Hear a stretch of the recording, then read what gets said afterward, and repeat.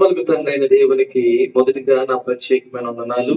కూడి వచ్చిన మీ అందరికి కూడా ప్రభు పేరట నా ప్రత్యేకమైన వందనాలు తెలియపరుస్తున్నాను. మనము ఈరోజు భక్తుడైనటువంటి ఎబ్బేస్ గారు చేసినటువంటి పవర్ఫుల్ ప్రేయర్ కొరకు మాట్లాడుకోబోతూ ఉన్నాం.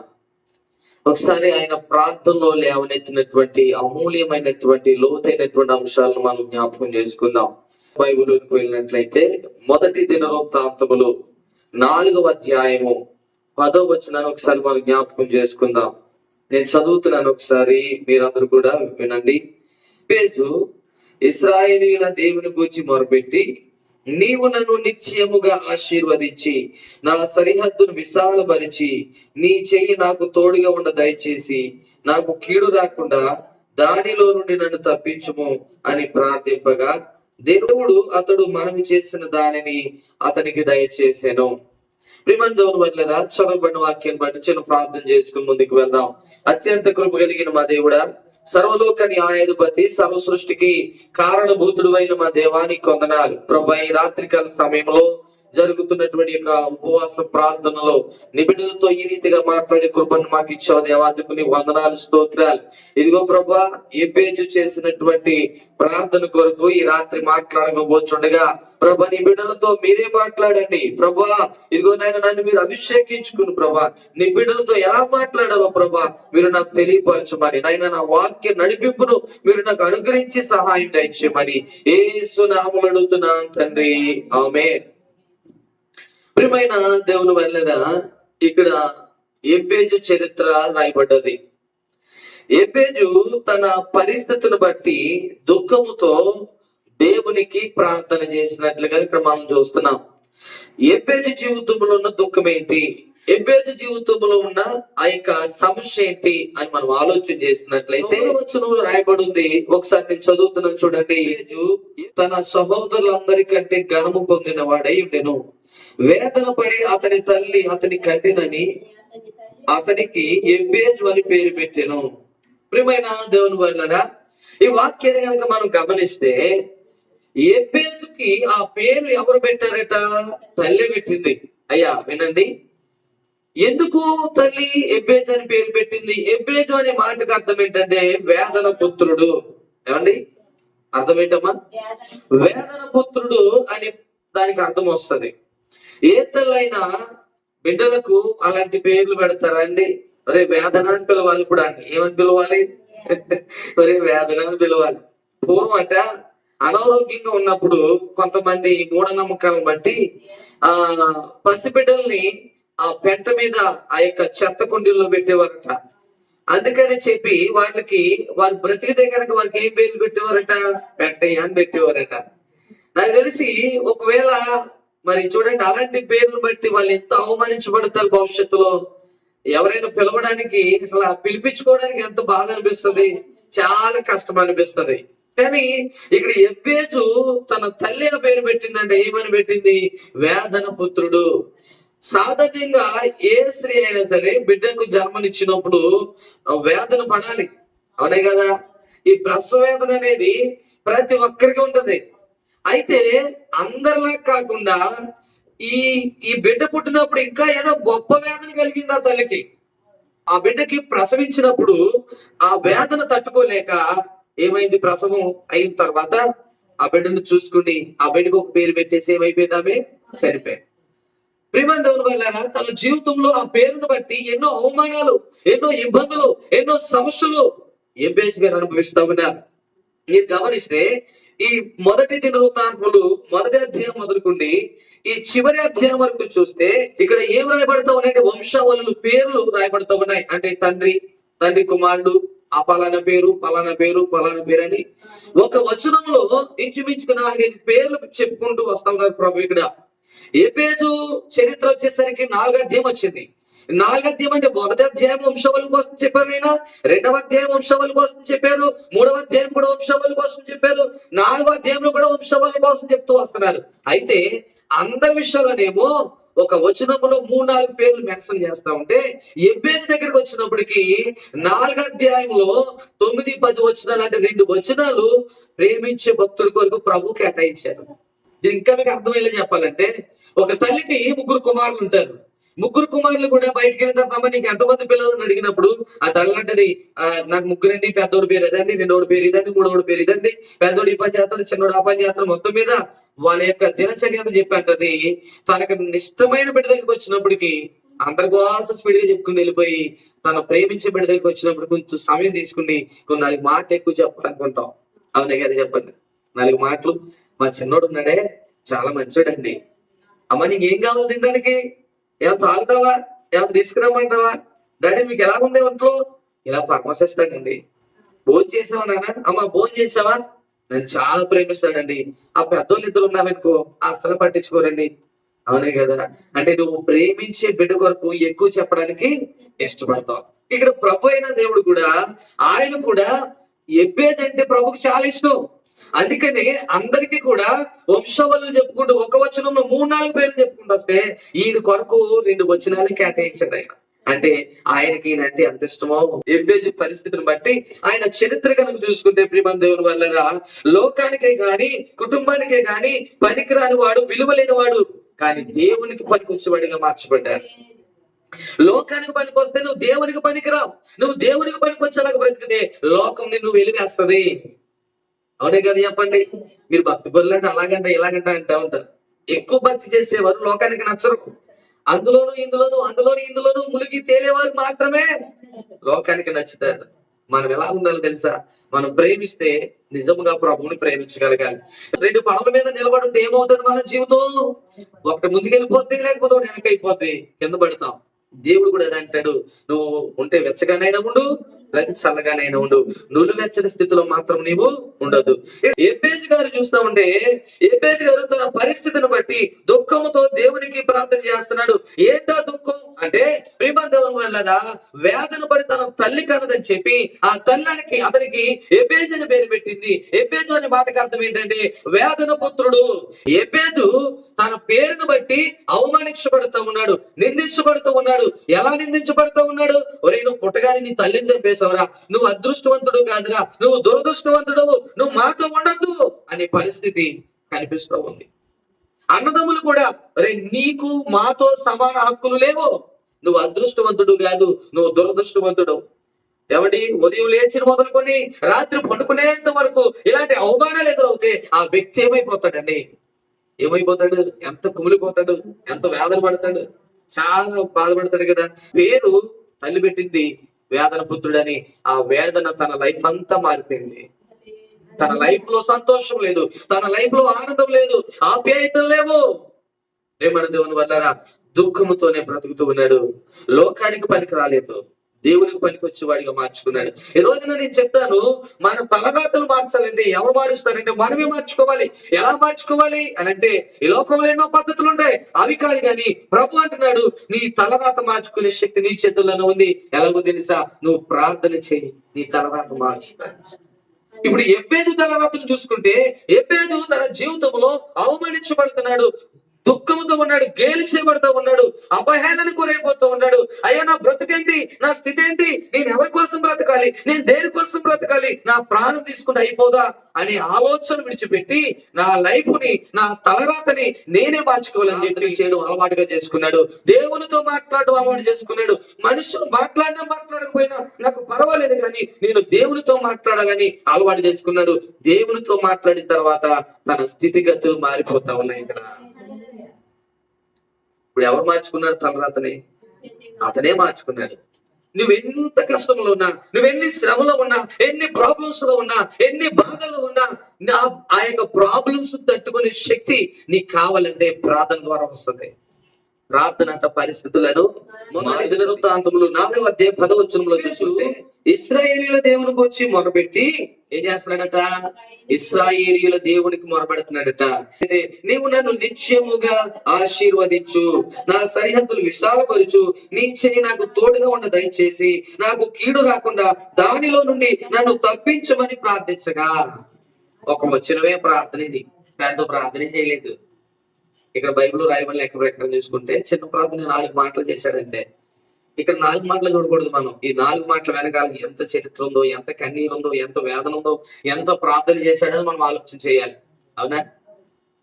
ప్రియమైన దేవుడు వాళ్ళప్పుడు ఆయన ప్రార్థనలు ఏమడుగుతున్నాడు అని అంటే, నీవు నన్ను నిశ్చయముగా ఆశీర్వదించన్నాడు మొదటిగా. రెండో మాట ఏమన్నాడు, నా సరిహద్దులు విశాలపరచన్నాడు. మూడవదిగా నీ చేయి నాకు తోడు దయచేయమన్నాడు. నాలుగవదిగా నాకు కీడు లేకుండా దానిలో నుండి నన్ను తప్పించమని ఏబేజు 4 విషయాలు ప్రభుతో మాట్లాడాడు. ఇక్కడ ఈ 4 మాటలు సామాన్యమైనవి కాదండి. మన జీవితంలో కూడా ఈ 4 ఉండాలి. మన జీవితాల్లో కూడా ఈ 4 బ్లెస్సింగ్స్ కనుక లేకపోతే మనము చాలా ఇబ్బందులు పాలైపోతాం. మన జీవితంలో ఏం కావాలి? మొదటిగా మనం సురక్షితంగా, ఆరోగ్యంగా, క్షేమముగా, సమృద్ధిగా ఉండాలంటే ఆశీర్వాదం ఉండాలి. ఆశీర్వాదం అంటే సమృద్ధి. అవునే కదా? పిల్లలకి బట్టలు కొన్నా డబ్బులు లేమంటే ఆశీర్వాదం ఉన్నట్ట లేనట. అవునే కదా? చక్కటి ఆహారం తినవలసిన మనము సరైన ఆహారం లేకుండా తింటున్నామంటే దానికి అర్థం ఆశీర్వాదం ఉన్నట్ట లేనట్ట. ఇప్పుడు ఆశీర్వాదం కావాలంటే మనం ఏం చేయాలి? ఆశీర్వాదం కావాలంటే ఎక్కడికి వెళ్తే కొనుక్కుంటే దొరకదు. ఇది ఎక్కడికి వెళ్ళాలి? నువ్వు కష్టపడాలి. ఏ విధంగా కష్టపడాలంటే నువ్వు ప్రార్థన చేస్తే ఆ బ్లెస్సింగ్స్ అనేది నీ మీదకి వస్తుంది. ఎబ్బేజు ఏం చేశాడు తెలుసా? ఎంతమంది హేళన చేసినా, ఎంతమంది అవమానించినా నీ స్థితి బాగోలేదురా, నువ్వు అదృష్టవంతుడు కాదు, అదృష్టవంతుడు అని అందరూ ఆయన అన్నప్పటికీ కూడా ఆ దురదృష్టాన్ని అదృష్టంగా మార్చుకున్న భక్తుడే ఎబ్బేజు. ఈ రోజున నీ దురదృష్టాన్ని అదృష్టంగా మార్చుకునేటువంటి అనుభవాలు నేర్పిస్తున్నారు ఇక్కడ ఎబ్బేజు గారు. ఎబ్బేజు వెళ్ళిన మార్గంలో మనము కూడా వెళ్తే మనము కూడా తీర్చబడతాం. అంతేగాని నా బ్రతుకు బాగలేదు, నా జీవితం బాగలేదు, నేను ఎవరి కోసం బ్రతకాలి, దేని కోసం బ్రతకాలి, ఇలా బ్రతకడం కంటే నేను చావడం బెస్ట్ అనుకునే పిరికి వాళ్ళు ఎంతో మంది ఉంటారు. మనము చనిపోయి ఏమి సాధించలేము, బ్రతుకుండగానే సాధించాలి. అలా సాధించాలంటే నీకు ఒక హెల్ప్ చేస్తారు. ఆయన ఎవరో తెలుసా? ప్రేమ కలిగిన దేవుడు, కరుణ కలిగిన దేవుడు, జాలి కలిగిన దేవుడు. నువ్వు బాధపడితే తట్టుకోలేరు. నువ్వు ప్రార్థన చెయ్యి, ప్రార్థన మీద అనుకో, నీ స్థితులన్నీ మారుస్తాడు ప్రభు. దేవునికి మహిమ కలుగును గాక. అంతేగాని కొన్నంత సమస్య పెట్టుకుండి ఆ సమస్య వైపే చూస్తూ, ఆ సమస్య వైపే ఆలోచిస్తూ, ఆ బాధల వైపే చూస్తూ నువ్వు కుమిలిపోతూ డిప్రెషన్ లోకి వెళ్ళిపోవడం వల్ల ఏ లాభం ఏమైనా ఉందా? లేనిపోని రోగాలు తెచ్చుకోవడం తప్ప. ఈ మధ్యకాలంలో టెన్షన్ ఎక్కువైపోతే బీపీ పెరిగిపోతుంది, టెన్షన్ ఎక్కువైపోతే షుగర్ పెరిగిపోతుంది. ఒకప్పుడు ఇలాంటి రోగాలు ఉన్నాయండి. పెద్దోళ్ళ కాలం చూస్తే అసలు వాళ్ళకి షుగర్లు కానీ బీపీలు కానీ ఏమీ లేవు. ఇప్పుడు ఉన్న కష్టాలు బట్టి, ప్రాబ్లమ్స్ బట్టి ఎక్కువగా డిప్రెషన్ లోకి వెళ్ళిపోవడం, ఆ డిప్రెషన్ ద్వారా మనిషికి టెన్షన్ ఎక్కువైపోవడం, టెన్షన్ ద్వారా గుండె వీక్ అయిపోవడం జరుగుతూ ఉంది, షుగర్ పెరిగిపోవడం జరుగుతూ ఉంది, లేదంటే బీపీలు పెరిగిపోవడం జరుగుతూ ఉన్నాయి, దీర్ఘకాల వ్యాధులను అంటించేసుకుంటా ఉన్నాము డిప్రెషన్ లోకి వెళ్ళిపోవడం వల్ల. ఆ ఆలోచించేది ఏదో, ఆ బాధపడేది ఏదో మోకరించి ప్రార్థన చేయి. ఎబ్బేజు కూడా అదే చేశాడు. డిప్రెషన్ లోకి వెళ్ళే ఎబ్బేజు మనకి ఏం నేర్పిస్తున్నాడు? సమస్య ఉందా? బాధపడుతున్నావా? ఇబ్బందులు ఉన్నాయా? ప్రాబ్లమ్స్ ఉన్నాయా? అయితే కూర్చుని ఆలోచించు అంటలేదు ఆయన. మనుషులు నువ్వు నచ్చకపోయినా, నీ ఇంట్లో వారిని నువ్వు హేళన చేసినా, నీ ఇంట్లో వారిని నేను గేలి చేసినా, నిన్ను అవమానించినా, నువ్వు అదృష్టవంతుడు కాదు, దురదృష్టవంతుడు, నీ బ్రతుకు మారదు అంతే అని అన్నా, నువ్వు పట్టించుకోవద్దు నాయన. నేను అలా పట్టించుకొని ఈ రోజు ఎలా ఉండేవాడిని కాదు. నేను పట్టించుకోకుండా దేవుడి వైపు చూశాను, మోకరించాను, కన్నీటి ప్రార్థన చేశాను, దేవుడు నన్ను దీవించాడని చెప్తున్నాడు ఆయన. ఈ రోజు నేను లేవనెత్తాలంటే, నీ జీవితంలో పైకి తీసుకురావాలంటే మనుషులు ఎవరు నీకు చెయ్యవరు, నీ కుటుంబస్తులు ఎవరు చెయ్యవరు, స్నేహితులు ఎవరు పైకి లేపలేరు. నిన్ను లేవనెత్తేది ఎవరనంటే మన జీవము కలిగిన దేవుడు మాత్రమే నిన్ను పైకి లేవనెత్తుతాడు. దాన్ని మనం ఏం చేయాలి అని అంటే ప్రార్థన చేయాలి. ఎబ్బేజు గారు అంటున్నాడు మొట్టమొదటిగా ఏమన్నాడు? నీవు నన్ను నిశ్చయముగా ఆశీర్వదించు. ఆశీర్వదించు, ఖచ్చితం. నిశ్చయముగా అంటే దానికి అర్థం ఏంటంటే ఖచ్చితంగా ఆశీర్వదించు. ఏదో పడుకునే ముందు 4 ముక్కలు, ఉదయాన్నే లేచే ముందు మంచం దాన్ని పట్టుకుని 4 ముక్కలు, బయటికి వెళ్ళినప్పుడు తలుపు మూలకెళ్ళి 4 ముక్కలు. ఇదే అయిపోయింది క్రైస్తవ జీవితం. ప్రార్థన అంటే ఇది ప్రార్థన కాదు. నువ్వు ప్రార్థన చేస్తే కనీసం కొన్ని నిమిషాలు ప్రభుతో, ఆత్మతో, సత్యముతో ఆరాధించగలగాలి. నీ ప్రార్థన ఆయన మెచ్చుకోవాలి. మెచ్చుకునే ప్రార్థన చేస్తున్నావా, లేకపోతే ఆయన తృణీకరించే ప్రార్థన చేస్తున్నావా? బైబిల్ గ్రంథంలో ఒక భక్తుడు ఉంటాడు, హిజ్కియా మహారాజు. ఆయనకు మరణకరమైన రోగం వస్తుంది. ప్రవక్త అయినటువంటి ఎస్ఐ గారు ఇలా అంటాడు, దేవుడు పంపిస్తాడు, వెళ్ళి నువ్వు చెప్పాడు. ఎస్ఐ గారు ఇలా అంటాడు, అయ్యా ఇది ఇప్పుడే ఈ క్షణంలో నువ్వు చనిపోతున్నావు, నీ ఇల్లని చక్క పెట్టుకో అన్న వెంటనే అని చెప్పేసి ప్రవక్త అయినటువంటి ఎస్ఐ గారు వచ్చేస్తున్నారు. ఈ హిజ్కియా మహారాజు ఆ మంచం మీదే పండుకొని ఉన్నాడు. మరణకరమైన రోగం వచ్చింది. ఇప్పుడు ఆయన ఏం చేస్తున్నాడు తెలుసా? డిప్రెషన్ లోకి వెళ్ళలేదు. డిప్రెషన్ లోకి వెళ్తే సమస్యకు పరిష్కారం కాదు. డిప్రెషన్ కాకుండా నువ్వు దేవుని దగ్గర ఆలోచించు, దానికి పరిష్కారం దొరుకుతుంది. మాట్లాడితే బ్రదర్ డిప్రెషన్ లో ఉన్నాను బ్రదర్, హృదయం అంతా పాడైపోయింది, ఏమి నా బుర్ర పని చేయట్లే అని వాళ్ళు చాలా మంది ఉన్నారు. నువ్వు డిప్రెషన్ లోకి వెళ్ళద్దు, ఆలోచనలోకి వెళ్ళద్దు, నీ ఆరోగ్యాన్ని పాడు చేసుకోవద్దు. ఏబీసీ నేర్పిస్తున్న పాఠం ఏంటో తెలుసా? డిప్రెషన్ మాని ప్రార్థన చేయి, ఆలోచించడం మాని ప్రార్థన చేయి. ప్రార్థనే పరిస్థితులను. ఈ రాజు అయినటువంటి హిజ్కియా గారు ఏం చేస్తున్నారు అంటే, ఆ మంచం మీదే తన ముఖాన్ని గోడ వైపు తిప్పుకుని కన్నీటితో ఎడుతున్నాడట. ప్రార్థన చేస్తే కనెక్ట్ అవ్వాలి దేవునికి. ఇప్పుడు ఒక ఫ్యాన్ తెచ్చుకున్నావమ్మా, ఆ ఫ్యాన్ తిరగాలి, దాన్ని ప్లగ్ పెట్టుకెళ్ళి సాకెట్ లో పెట్టాలి. ఆ సాకెట్ కు సెట్ కాకుండా, కనెక్ట్ అవ్వకుండా నువ్వు పైపైన పెట్టేసి చిచ్చిలేసేట తిరుగుతుందా? తిరగదు. నువ్వేం చేయాలి? ఆ కనెక్ట్ అయిందా లేదనేది గట్టిగా నొక్కి ఆ స్విచ్ చేసినప్పుడు తిరుగుతుంది. ఇప్పుడు ప్రార్థనలో కూడా మనం ఏం చేయాలి? కనెక్టింగ్ ప్రార్థన చేయాలి, కానీ రీకనెక్టింగ్ కాదు మనం చేయాల్సింది. ఈ రోజున సమస్యలకు పరిష్కారం కలగట్లేదనంటే మనం పైన ప్రార్థన చేసుకుంటూ వెళ్ళిపోతున్నాం. ఇది కాదు ప్రార్థన అంటే. నువ్వు ప్రార్థన ఉన్నప్పుడు నువ్వు ఆయనతో ఫీల్ అవుతూ మాట్లాడగలగాలి. చూడండి, ఇష్టమైన వాళ్ళతో మనం ఎలా మాట్లాడతాం? ఇష్టమైన వాళ్ళతో ఎంతో ప్రేమగా మాట్లాడతామో, ఆమె వెళ్ళిపోతుందన్నా సరే సెంగట్టుకుని మరి లాగి కూర్చోబెట్టుకుంటాం. ఆమె నువ్వు వెళ్ళొద్దు చక్కగా భోజనం చేసేద్దాం మనం కలిసి. అసలు ఎంత ప్రేమ కూడా తగ్గదు నీలో. నువ్వు ప్రేమించే వ్యక్తులైతే మరి ఏసైనా అలా ప్రేమిస్తున్నావా? అలా ప్రేమించట్లేదు. నువ్వు అలా కనెక్ట్ అవ్వలేకపోతున్నావు. నువ్వు కనెక్టింగ్ కావాలి. కన్నీటి ప్రార్థన హిజ్కియా మహారాజును బ్రతికించిందంటే మరణాన్నే వాయిదా వేసింది కదా. కనెక్టింగ్ ప్రార్థన. ఈ రోజు నువ్వు కనెక్టింగ్ అయ్యే ప్రార్థన చేస్తున్నావా? ఆ ప్రార్థన చేయకపోతే నీ ప్రార్థనకు సమాధానాలు ఉండవు, నీ ప్రార్థనకు జవాబులు ఉండవు. నువ్వు ప్రభుతో కనెక్ట్ అవ్వాలి. ఆత్మతో సత్యముతో ఆరాధించగలిగి, ప్రత్యేక హృదయం కలిగి, కన్నీటితో నువ్వు ఎప్పుడైతే నీ గుండెలో ఉన్న సమస్యను ఆయనతో నువ్వు చెప్పుకుంటావో, ఆ ప్రార్థన ఆలకించి దేవుడు నీ జీవితాన్ని, నీ బ్రతుకుని, నీ స్థితిగతుల్ని మార్చడానికి ప్రభు ఇష్టపడతాడు. అదే కదా చెప్పండి. ఆయన అడుగుతున్నాడు, నిశ్చయముగా నీవు నన్ను ఆశీర్వదించు. 4 ముక్కలే కనబడుతున్నాయి, కానీ ఒక వచనంలో ఆయన చేసింది 4 ముక్కలు ప్రార్థన చేయలేదండి. ఆ దినాల్లో ప్రజలు 4 రోజులైనా, 5 రోజులైనా, 10 రోజులైనా ఒక్కసారి ప్రార్థనలో కూర్చున్నారంటే దేవుడు మాట్లాడేంత వరకు కూడా బయటికి రాని పరిస్థితి. అంత భక్తి చేశారు భక్తులు. ఈ రోజున మనం అలా చేయలేకపోతున్నాం. నువ్వు ప్రార్థనలో కష్టపడితే నీ స్థితిగతులన్నీ మారిపోతాయి. ప్రార్థనలో కష్టపడకపోతే మన స్థితిగతులు. 37వ అధ్యాయం 22వ వచనంలో, యెహోవా ఆశీర్వాదం నొందిన వారు భూమిని స్వతంత్రించుకొందురు, ఆయన శపించిన వారు నిర్మూలమగుదురు. యెహోవా ఆశీర్వదించిన వారంట భూమిని ఏమవుతారంట? స్వతంత్రించుకుంటారట. స్వతంత్రించుకోవడం అంటే అర్థమైంది, సొంతం చేసుకుంటారు. ఎవరిలో? యెహోవా ఆశీర్వదించారు. ఆశీర్వాదం లేకపోతే ఏది మన సొంతం అవదు.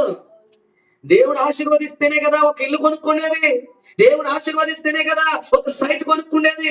దేవుడు ఆశీర్వదిస్తేనే కదా ఒక పొలం కొనుక్కునేది. దేవుడు ఆశీర్వదిస్తేనే కదా ఒక బంగారం కొనుక్కునేది. దేవుడు ఆశీర్వదిస్తేనే కదా ఒక బైక్ కొనుక్కునేది. దేవుడు ఆశీర్వదిస్తేనే కదా నీకు ఏది అవసరమో అవసరమైన వస్తువులన్నీ కొనుక్కునేది.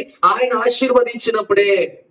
అలాగే నిన్ను ఆశీర్వదించాలంటే నువ్వు ప్రార్థన చేయాలా. యెహోవా ఆశీర్వదించిన వారు భూమిని స్వతంత్రించుకుంటానని భక్తుడైన దావీదు గారు రాస్తా ఉన్నారు. ఆయన అలాగే స్వతంత్రించుకున్నాడు. మరి గొర్రెలు కాచే కాపరి ప్రార్థనలో ఎక్కువ గడపడం వలన, దేవుడితో కనెక్ట్ అవ్వడం వలన గొర్రెలు కాచుకునే కాపరి ఎక్కడికి వెళ్ళిపోయాడు తెలుసా? మహారాజు అయిపోయాడు. ఇప్పుడు ఆయన భూమిని స్వతంత్రించుకున్నాడా లేదా? భూమిని పరిపాలన చేశాడు లేదా? ఈ రోజున కూడా నీవు కూడా ఆ విధంగా నీవు, నీ పిల్లలు దీవించబడాలంటే, ఆశీర్వదించబడాలంటే నీవు కూడా కనెక్టింగ్ ప్రేయర్ చేయాలి. దేవునితో సంబంధం కలిగి, దేవునితో సహవాసం కలిగి ఎప్పుడైతే ఆ ప్రార్థన చేస్తామో అప్పుడు ప్రభు ఏం చేస్తాడో తెలుసా? దావీదు గారి దీనికి ఒక ప్రాక్టికల్ గా ఉన్నాడు. ఆయన అలాగే ప్రార్థన చేశాడు, ఆయన ఆశీర్వదించబడ్డాడు, భూమిని స్వతంత్రించుకున్నాడు. ఇక్కడ గమనిస్తే ఎబ్బేజు గారు కూడా అలాగే ప్రార్థన చేశాడు. ఆయనకు ఆశీర్వాదం అనుకుంటాను. నా ఆలోచన ప్రకారంగా ఆయన ఇంత వేదన పడుతూ ప్రార్థన చేశాడు కదా, నాకు అనిపిస్తుంది ఏమన్నా తెలుసా? ఆయన ఆశీర్వాదం లేదని ప్రార్థన చేశాడు, నాకు నిశ్చయముగా నీ ఆశీర్వాదం కావాలని అడిగాడంటే, ఒకవేళ అన్నదమ్ములకి ఇతడు దురదృష్టవంతుడు అని చెప్పి బయటికి గెట్టేశారేమో అని నేను అనుకుంటా ఉంటాను. అవునే కదా, తల్లిదండ్రులకు ఉన్న ఆస్తి బిడ్డలకు రావాలి, కానీ అదృష్టవంతుడు కాకుండా దురదృష్టవంతుడిగా ఉన్నాడు అనే ఆ నెపాన్ని బట్టి, ఆ నిందను బట్టి, ఆ పేరును బట్టి అన్నదమ్ములు ఏం చేశారు, ఇప్పుడు ఈయన్ని బయటికి గెట్టేశారేమో. అందుకని ప్రభువా, నా బతికేంటయ్యా, నా స్థితి ఏంటయ్యా, నాన్న వారి నన్ను విడిచిపెట్టేశారు, నాన్న వారి నన్ను విడిచిపెట్టేసి వదిలిపెట్టేశారు, నన్ను ఏళన చేసి గుచ్చుతున్నారు. ఎలా గుచ్చుతున్నారు? ముళ్ళే గుచ్చుతారు. బాధల్లో ఉన్నవాడు బాగు చేసేవారు కాదు సమాజం, బాధల్లో ఉన్నవాడిని గాయపరిచేవాళ్ళే. అవునా? అరే, చెయ్యందిస్తే పర్వాలేదు, చెయ్యందించరు, ఏమి ఎవరు, ఏ సపోర్ట్ చేయరు, ఏం చేస్తాం తెలుసా, గాయపరుస్తూ ఉంటారు. ఏ మాట అయితే మన దగ్గర మాట్లాడితే మనం బాధపడతామో అదే మాట వచ్చి మన దగ్గర మాట్లాడతారు. దాని ద్వారా మనం ఎంత ఫీల్ అయిపోతాం. మొదటి మాట ఆయన అంటాడు, నీవు నన్ను నిశ్చయముగా ఆశీర్వదించన్నారు, ఎంబేజు ప్రభా ప్రకారంగా చేశాను. రెండవదిగా చూసుకుంటే, నా సరిహద్దులను విశాలపరచన్నారు. ఏమన్నాడైనా? నా సరిహద్దులు అంటే నా సరిహద్దులు విశాలపరచు అన్నాడు. అనంటే నాకు తెలిసి ఆయనకు రావలసిన స్వాస్థ్యాన్ని కూడా ఇవ్వలేదు, ఆయనకు రావలసిన సరిహద్దు అంటే ఆ స్థలం కూడా ఇవ్వలేదు ఏమో బహుశా అన్నదమ్ములు. నీరు నిలబడ్డానికి కూడా స్థలం లేదేమో ఆయనకి. అందుకని అన్నాడు, అయ్యా, నా అన్నదమ్ములు నన్ను గెట్టేశారు, నాకేమి లేదు, ఉండడానికి ఇల్లు లేదు, స్థలం లేదు, ఇప్పుడు నా దిక్కేంటయ్యా, నన్ను ఆశీర్వదించు. రెండోదిగా నా సరిహద్దులు విశాలపరచు. సరిహద్దులు అంటే ఏంటి? 2 సెంట్లు కొనుక్కున్నావు, నీ పక్కన ఇంకో 2 సెంట్లు ఉంది, అది నీకు కావాలి, నువ్వు అనుకుంటే అయిపోతుందా పని? దేవుడు నిన్ను దీవిస్తే, ఏదో ఒక రీతిలో ఆయన ద్వారాలు తెరిస్తే, ఆ 2 సెంట్లలో ఉన్నటువంటి 4 మూల రాళ్ళు మళ్ళీ ఎక్కడికి వెళ్తాయి? ఇంకో 2 సెంట్లకి ఎక్కడికి వెళ్తాయి. ఇంతకు ముందు ఇక్కడ వరకు నీకు ఉంది. దేవుడు నిన్ను దీవించిన తర్వాత నీ సరిహద్దులు పెరిగాయి. అది దానికి అర్థం. మన సరిహద్దులు విస్తరించబడాలంటే, విశాలపరచబడాలంటే నువ్వు నేను అనుకుంటే జరగదు. భార్య భర్తలు కూర్చుని మాట్లాడుకుంటే డిస్కషన్ చేస్తే జరగదు. నువ్వు ఎవరితో డిస్కషన్ చేయాలి? నీ డిస్కషన్ దేవునితో ఉండాలి. నీ డిస్కషన్ ప్రభువుతో నువ్వు చేసినప్పుడే నీ సరిహద్దులు విస్తరించబడతాయి, నీ బిడ్డలు దీవించబడతారు, నీ బిడ్డలు ఆశీర్వదించబడతారు, నీ కుటుంబంలో ఉన్న ప్రాబ్లమ్స్ అన్ని కూడా క్లియర్ అవుతాయి. ఎప్పుడో తెలుసా? నువ్వు ప్రభుతో డిస్కషన్ చేసినప్పుడే. మనుషులతో ఎంతసేపు నువ్వు డిస్కషన్ చేసినా నీ లైఫ్ లో సాధించాలనుకున్నవి ఎప్పటికీ నువ్వు సాధించలేవు, ఎప్పటికీ సాధించలేవు. ఎవరితో డిస్కషన్ చేయాలి? ఇక్కడ ఎబ్బేజు ఎవరితో డిస్కషన్ చేశాడు? దేవునితో డిస్కషన్ చేశాడు. ఎబ్బేజు జీవితాన్ని పోల్చుకుంటే మనం 1000 రెట్లు బెస్ట్. అవునే కదా, 1000 రెట్లు బెస్ట్. అలాంటి వ్యక్తే ఫామ్ లోకి వచ్చేసాడు, అభివృద్ధిలోకి వచ్చేసాడు. అంటే ఎవరి ద్వారా వచ్చాడు? ఆయన దేవుని ద్వారా వచ్చేసాడు. తన తలరాతను తానే మార్చుకున్నాడు. ఎలా మార్చుకున్నాడు? ప్రార్థన చేసి తన తలరాతను తానే మార్చుకున్నాడు. ఆయన నేర్పిస్తున్న పాఠం ఏంటో తెలుసా? ఈ రోజున అటువంటి స్థితిలో నీవుంటే గనక, అలాంటి కష్టాలు, అలాంటి బాధల్లో, అలాంటి ఇబ్బందులు, అలాంటి సమస్యలు ఉంటే, నీ తలరాత బాగోలేదని చెప్పి నువ్వు అనుకుంటే గనక, నీ తలరాతను మార్చుకునేటువంటి ఆలోచన చెప్తూ ఉన్నది బేస్ గారు. నేను మార్చుకున్నాను, నా ప్రభు దగ్గర నేను డిస్కషన్ చేశాను, ఇప్పుడు నా జీవితం మార్చబడింది అన్నాడు ఆయన. ఆయన సరిహద్దులు విశాలపరచబడ్డాయి.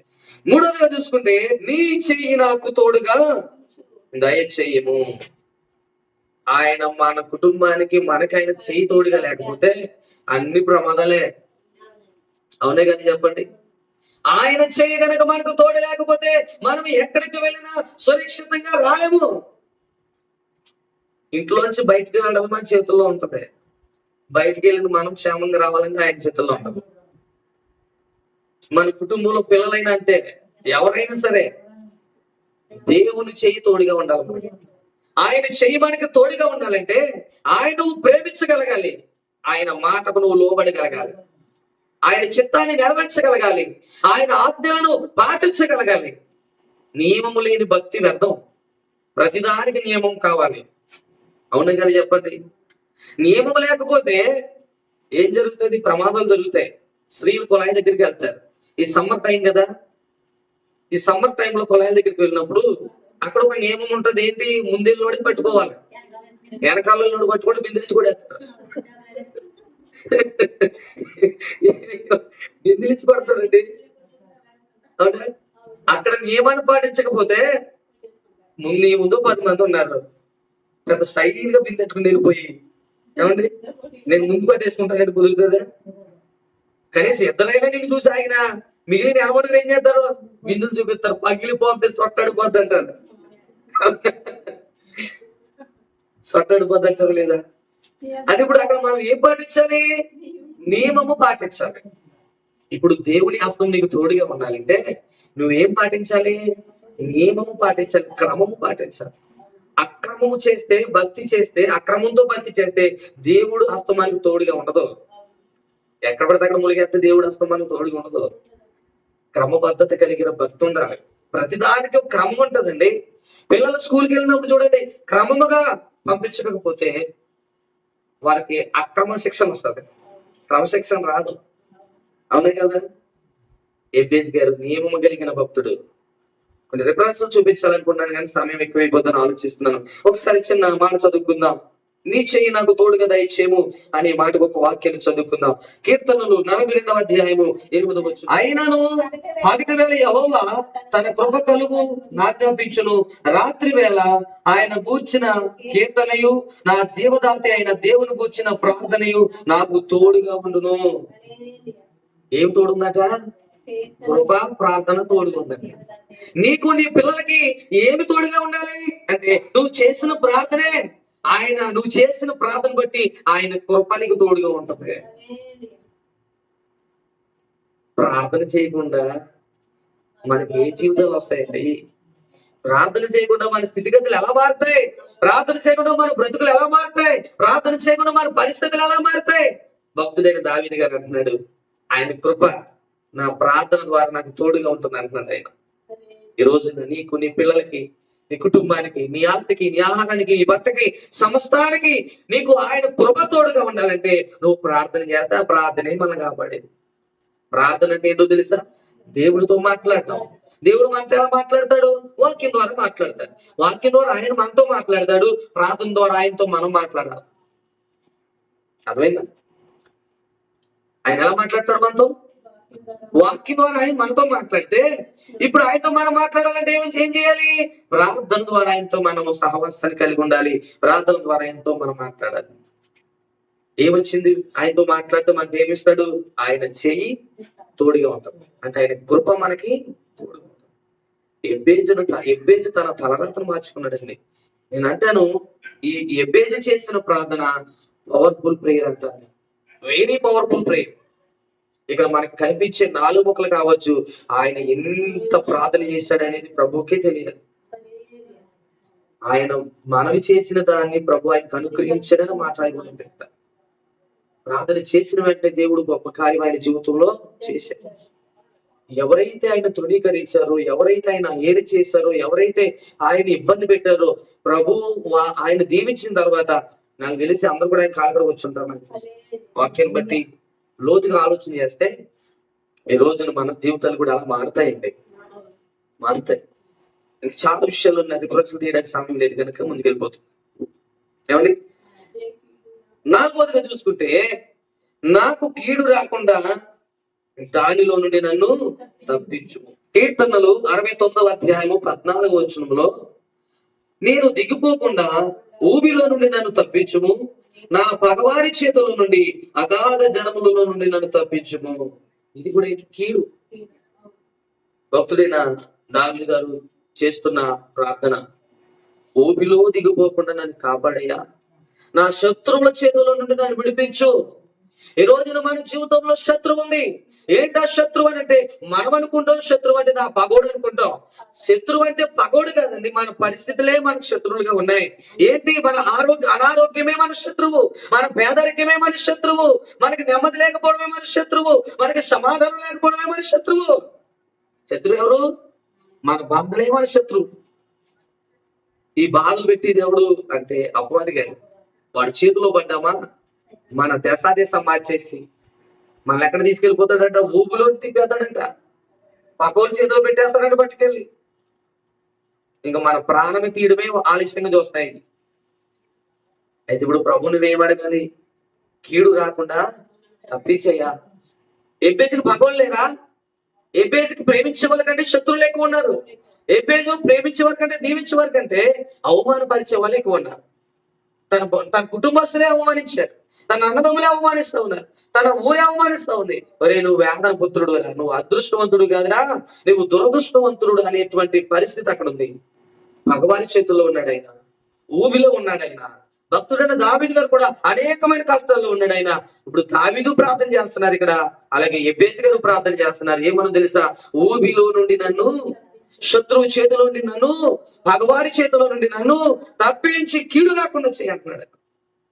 ఈ రోజున నీ శత్రువు ఏంటి? నీ శత్రువు నీ అనారోగ్యమేనా? నీ శత్రువు నీ పేదరికమేనా? నీ శత్రువు నీకు మనశ్శాంతి లేకపోవడమేనా? నీ శత్రువు నీ కుటుంబస్తులైనా?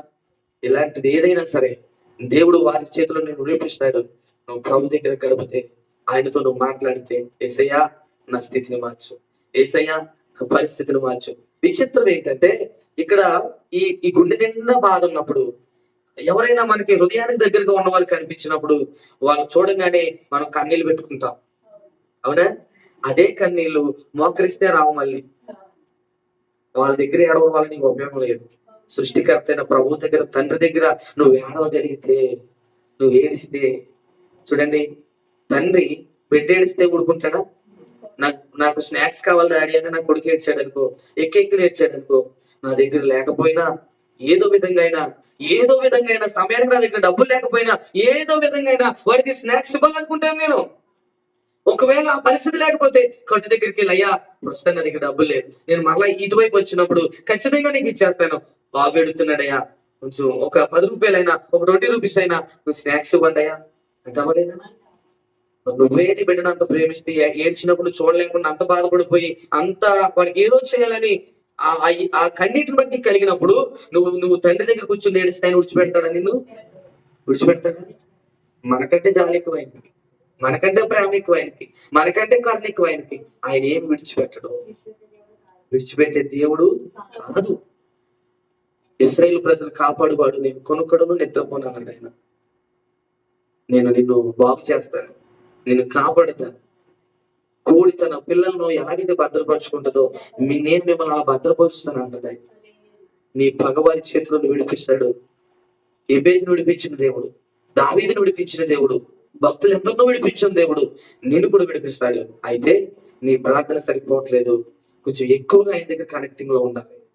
ఎక్కువ చూడండి, కొంతమంది ఫోన్ చేస్తే ఫస్ట్ రింగ్ అవగానే హలో అంటాం, మనం అందుబాటులో ఉంటాం, అవునా? మన స్నేహితులు అంటారు, రే ఇంటికి ఇద్దరు ఫోన్ చేస్తారు అందుబాటులో ఉంటారంటే, అని అలా ఫోన్ చేయగానే అలా ఫోన్ చేయగానే ఒక్క రింగ్ అవగానే ఎక్కేస్తాం, మనం కనెక్టింగ్ అయిపోతాం. ఫోన్ లిఫ్ట్ చేయమనుకున్నాడు రా అంటే, నువ్వు చేతనే లిఫ్ట్ చేయకుండా ఉంటాడేట్రా అంటాం. ఇప్పుడు ప్రభు కూడా నీతో మాట్లాడుతూ నువ్వు అలా కనెక్ట్ అయిపోవాలి. ఆయన నా కుమారుడు అంటే చెప్పండి వేసేయాలంటే మోకరించి ప్రార్థన చేయాలి. అంటే కనెక్టింగ్ అవడం అంటే నువ్వు ఆయనతో మాట్లాడుతూ ఉండాలి. ఎన్నిసార్లు చేయాలంటే నీకు ఎలా వీలైతే, నీకు ఎలా సమయం కుదిరితే, నువ్వు ఎన్నిసార్లు ప్రార్థన చేయాలనిపిస్తే అది నీ ఇష్టం. ఆయన ఎన్నిసార్లు చేయని అడగడు ఆయన. నువ్వు మొత్తం చేయకుండా ఉంటే బాధపడతాడు తప్ప, కానీ నువ్వు ఎన్నిసార్లు చేసినా సంతోషపడతాడు, అవునా? రెండో మాట కూడా చూసినట్లయితే మత్తయి సువార్త 6వ అధ్యాయం 11వ వచనంలో చూసినట్లయితే చివరి మాట చెప్పి, మమ్మును శోధనలోనికి తేక దుష్టు నుండి మమ్మల్ని తప్పించుము. ఏమడగల ప్రార్థనలో ప్రభుని, మమ్మల్ని శోధనలో తేకుండా దుష్టు నుండి తప్పించు. ఎబేజు కూడా అదే ప్రార్థన చేశాడు, కీడు నుండి నన్ను తప్పించు. దావీదు గారు అదే ప్రార్థన చేశాడు, ఆ అగాధం నుండి, ఆ ఊబి నుండి నన్ను తప్పించు. ఈ రోజు నన్ను ప్రార్థన చేయి.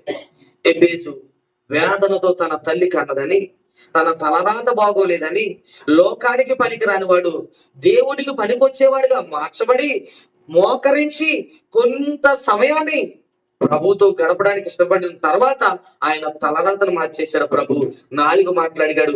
ఏంటా 4 మాటలు అని అంటే, నీవు నన్ను నిశ్చయముగా ఆశీర్వదించు, నా సరిహద్దులు విశాలపరచు, నీ చెయ్యి నాకు తోడుగా ఉండ దయచేయము, కీడు రాకుండా నన్ను తప్పించు. ఆ ప్రార్థనకి వెంటనే సమాధానం ఇచ్చారు, గొప్ప కార్యం చేశారు. ఇప్పుడు ఎబేజు స్థితి మారింది. ఈ రోజున ఎబ్బేజు స్థితిని మార్చిన దేవుడు నీ స్థితిని మారుస్తాడు. ఎబ్బేజును బట్టి నేర్చుకోవాల్సిన పాఠం ఏంటంటే, ఆయన మనకు డిప్రెషన్ కు వెళ్ళొద్దు, దేవునితో మాట్లాడడానికి ఇష్టపడు, నీ తలగత మారిపోద్దని చెప్తున్నాడు ఆయన.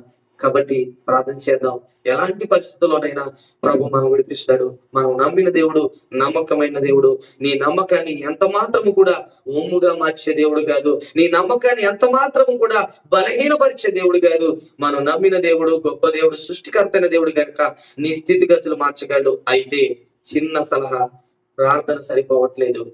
నీ ప్రార్థన ప్రభుతో కనెక్ట్ అయి ఉండాలి. నీ ప్రార్థన ప్రభుతో డిస్కషన్ చేసేలా ఉండాలి. అలాగా నీ జీవితాన్ని ఎప్పుడైతే నువ్వు మార్చుకుంటావో, ఎప్పుడైతే ప్రతి క్షణంలో కూడా ఆయన నామస్మరణ నీ నోట ఉంటుందో, అప్పుడు మన కుటుంబాలన్నీ దీవించబడతాయి. ఇలా చేసి చూడండి, ఖచ్చితంగా నీ జీవితంలో గొప్ప కార్యాలు దేవుడు చూస్తావు. దేవుడి మాటలు దీవించి ఆశీర్వదించును గాక. ఆమేన్. ప్రార్థన చేసుకుందాం.